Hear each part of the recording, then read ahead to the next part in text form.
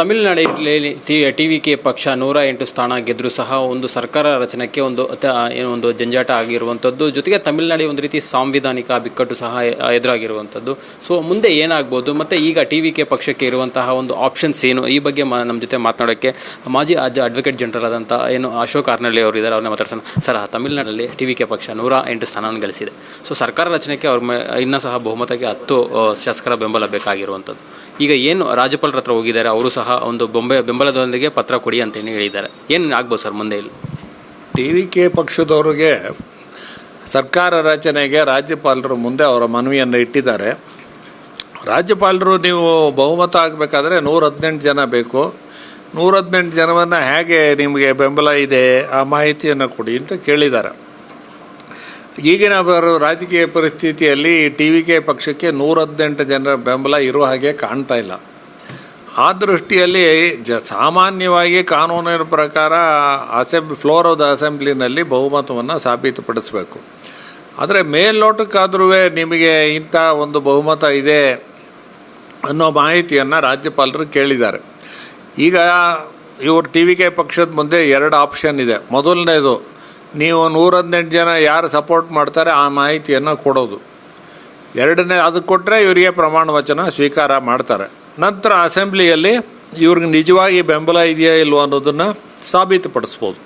ಎರಡನೇ ಆಪ್ಷನ್ನು, ಇಲ್ಲ ನಮ್ಮ ಹತ್ರ ಇರೋದೇ ಎಷ್ಟು ಜನ, ನಾನು ಮುಂದೆ ಮಾಡ್ತೀನಿ, ಈಗ ಮಾಡೋದಕ್ಕೆ ಸಾಧ್ಯ ಇಲ್ಲ, ಯಾಕೆಂದರೆ ಇನ್ನೂ ಎಲ್ಲ ಚರ್ಚೆ ಮಾಡಬೇಕು, ನಾವೇ ಹೆಚ್ಚಿನ ಬಹುಮತ ಪಡೆದಂಥ ಪಕ್ಷ ಆದದ್ರಿಂದ ನಮಗೆ ಅವಕಾಶ ಮಾಡಿಕೊಡ್ಬೇಕು ಅಂತ ಜಿದ್ದಿಡಿದು ಕೂತ್ಕೋಬೇಕು. ಅಂಥ ಸಂದರ್ಭದಲ್ಲಿ ರಾಜ್ಯಪಾಲರು ಏನು ಮಾಡ್ತಾರೆ ಅನ್ನೋದು ಭಾಳ ಸ್ಪಷ್ಟವಾಗಿ ಹೇಳೋದಕ್ಕೆ ಆಗೋದಿಲ್ಲ. ಅವರು ರಾಜ್ಯಪಾಲರು ಆಯಿತು ನಿಮಗೆ ಬಹುಮತ ಇದೆ ಅಂತ ಒಂದು ಅವಕಾಶ ಮಾಡಿಕೊಡ್ಬೋದು.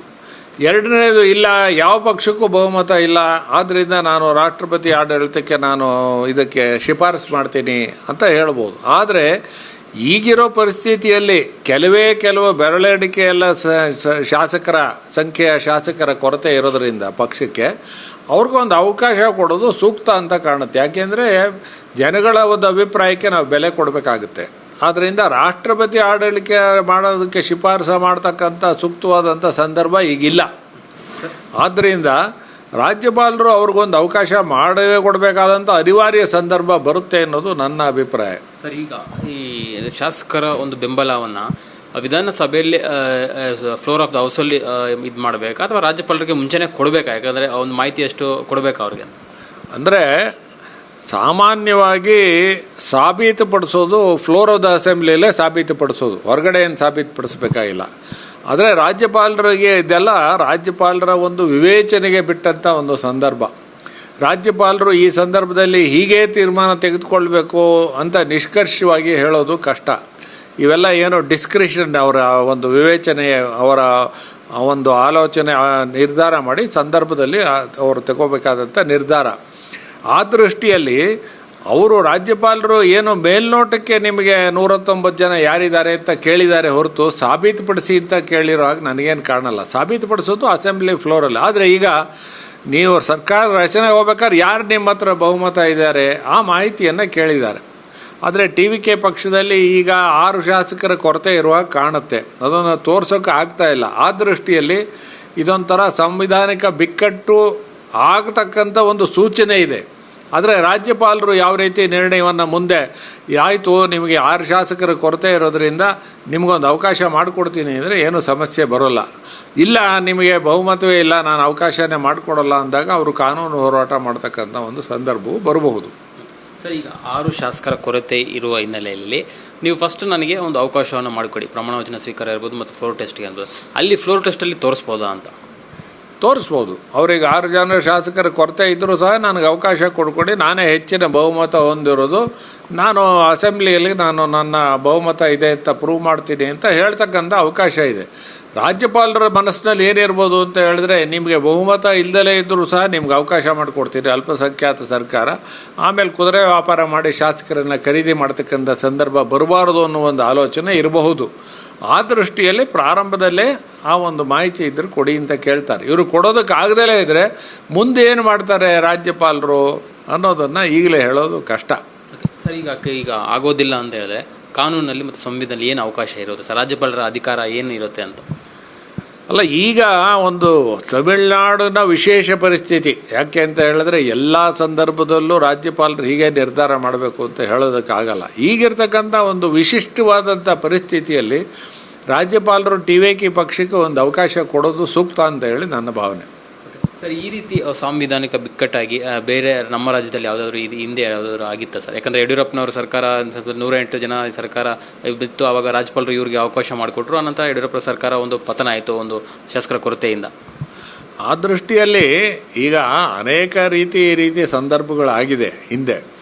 ಆದರೆ ಪ್ರತಿಯೊಂದು ಸಂದರ್ಭದಲ್ಲೂ ಯಾವ ರೀತಿ ಇದನ್ನು ಹೀಗೆ ತೀರ್ಮಾನ ಮಾಡಬೇಕು ಅನ್ನೋದು ನಿಶ್ಚಯವಾಗಿ ಹೇಳೋದಕ್ಕಾಗೋದಿಲ್ಲ.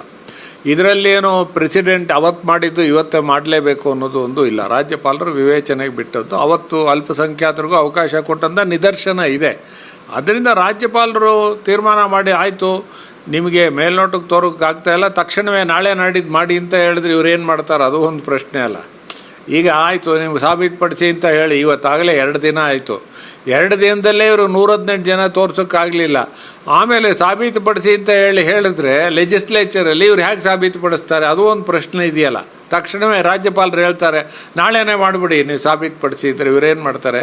ಇವ್ರಿಗೂ ಏನಾದ್ರು ಒಂದು 2 ವಾರ ಟೈಮ್ ಕೊಟ್ಟರೆ ಆವಾಗ ಏನಾದ್ರು ಒಂದು ಪ್ರಯತ್ನ ಮಾಡಬೇಕಂತಂದು ಇದು ಒಂದು ರೀತಿಯಾದಂಥ ಬಿಕ್ಕಟ್ಟು ಸೃಷ್ಟಿಯಾಗತಕ್ಕಂಥ ಒಂದು ಸೂಚನೆಗಳು ಸಹ ಕಂಡು ಬರ್ತಾ ಇದೆ. ಸರ್, ಒಂದು ವೇಳೆ ಏನಾದರೂ ರಾಜ್ಯಪಾಲರ ವಿರುದ್ಧ ಟಿ.ವಿ.ಕೆ ಪಕ್ಷದವರು ಹೈಕೋರ್ಟ್ಗೆ ಅಥವಾ ಸುಪ್ರೀಂ ಕೋರ್ಟ್ಗೆ ಹೋದರೆ ಅಲ್ಲಿ ಏನು ಆಪ್ಷನ್ಸ್ ಇದೆ ಸರ್ ಇವರಿಗೆ ಅಂತ?